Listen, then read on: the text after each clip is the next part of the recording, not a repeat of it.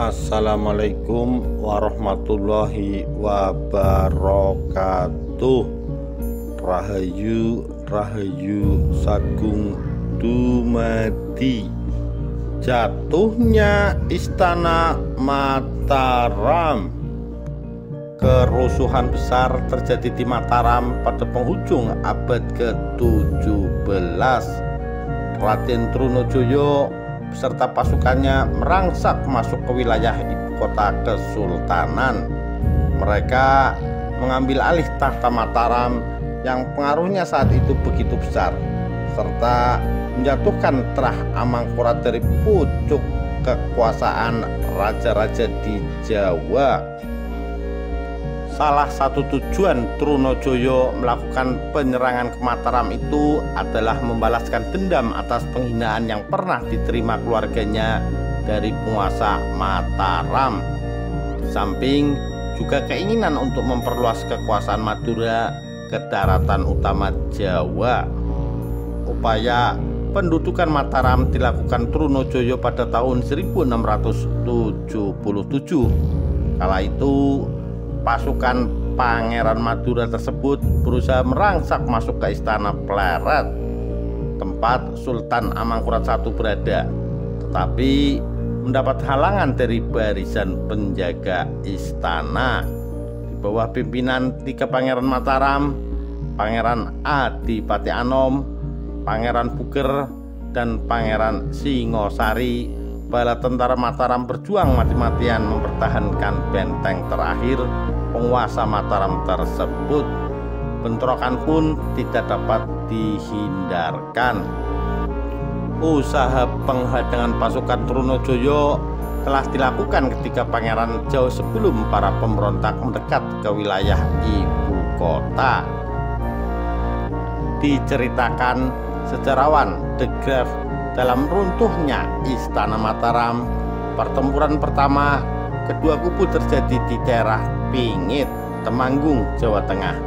Sepasukan besar Mataram di bawah komando para pangeran memukul mundur bala tentara Trunojoyo, pimpinan Adipati Wiromenggolo dan Aryo Wangsenggati berkekuatan 50.000 orang.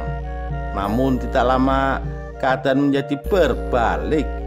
Pasukan Mataram mulai terdesak oleh gelombang serangan dari Wangsenggati. Mereka dipaksa mundur hingga desa Pandan. Wilayah Pingit pun harus direlakan. Menurut De Graaf, dalam upaya penyerangan tersebut, Amangkurat I yang telah lanjut usia turut serta memimpin pasukannya sendiri. Dia berada di barisan belakang, memberi arahan kepada putra-putranya. Sejam kemudian terpaksa mereka mundur, tetapi dibiarkan saja. Setelah itu raja kembali pulang dan menyerahkan pimpinan tentaranya kepada ketiga putranya, tulis De Graaf. Pasukan Trunojoyo lalu bergerak ke daerah Kedu. Mereka memilih jalan memutar menuju Mataram guna menambah kekuatan di kubu pemberontak. Di Kedu, Wangsenggati dan pasukannya maju ke Bantul. Di sana mereka sudah disambut oleh Pangeran Puger membawa tentara berkekuatan 10.000 orang.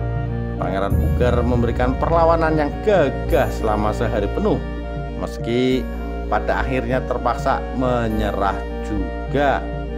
Setelah melalui pertempuran lain di daerah Trayem dengan laki-laki membawa kemenangan, pasukan Madura akhirnya tiba di ambang ibu kota Mataram. Namun terpaksa mundur karena mendapat hadangan dari pasukan Adipati Anom dan Puger. Wangsenggati dan Wiromenggolo memutuskan menghentikan sejenak perlawanan agar bisa bergabung dengan bala tentara Trunojoyo lain, pimpinan Panglima Madura Mangkuyudo di Tegalwana. Setelah bergabung, pasukan Madura kembali maju ke Mataram. Di tengah jalan, ketika pangeran telah menunggu untuk melakukan serangan besar. Selama kira-kira 15 hari bertempur, angin kemenangan mengarah ke kubu Mataram. mereka hanya kehilangan 10 orang saja, sementara korban tewas di pihak Trunojoyo cukup besar. Kemudian masalah mulai timbul di kubu Mataram ketika pangeran terlibat perselisihan yang berujung pada perpecahan di antara mereka. Pangeran Adipati Anom ditinggalkan oleh kedua saudaranya, Pangeran Puger dan Pangeran Singosari. Perpecahan itu membuat Adipati Anom harus berjuang sendiri menghalau serangan pasukan Trunojoyo. Setelah terdesak hingga ibu kota, Adipati Anom memilih melarikan diri bersama keluarganya. Dengan tidak adanya sang putra mahkota, Amangkurat I yang masih bertahan di istana menyerahkan pimpinan pasukan kepada Pangeran Puger. Raja lalu pergi meninggalkan istana. Setelah situasi semakin memburuk, praktis kepemimpinan Istana Pleret sepenuhnya berada di bawah kendali Pangeran Puger. Namun kemampuan memimpin adik Adipati Anom itu tidak cukup baik, sehingga kendati memiliki cukup persenjataan dan pasukan, Mataram tidak mampu mempertahankan kelangsungan pemerintahannya. Kronik-kronik Jawa menyebutkan bahwa ketika musuh semakin mendekat, prajurit-prajurit raja berkerumun di depan istana. Tapi raja mengatakan supaya mereka tidak menentang kehendak Tuhan. Hari terakhir abad itu telah tiba, dan bersamaan dengan itulah saat runtuhnya Mataram. Tradisi Jawa juga telah lama meramalkan kepada penguasa Mataram kuno bahwa kerajaannya akan jatuh pada zaman cicit laki-lakinya, yaitu Amangkurat I. Ramalan itu kiranya benar adanya. Istana Pleret Mataram yang sudah berusia ratusan tahun itu jatuh ke tangan Trunojoyo pada bulan Juni 1677.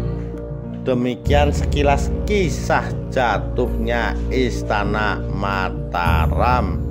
Sekian, terima kasih. Wassalamualaikum warahmatullahi wabarakatuh. Rahayu, Rahayu Sagung Dumadi.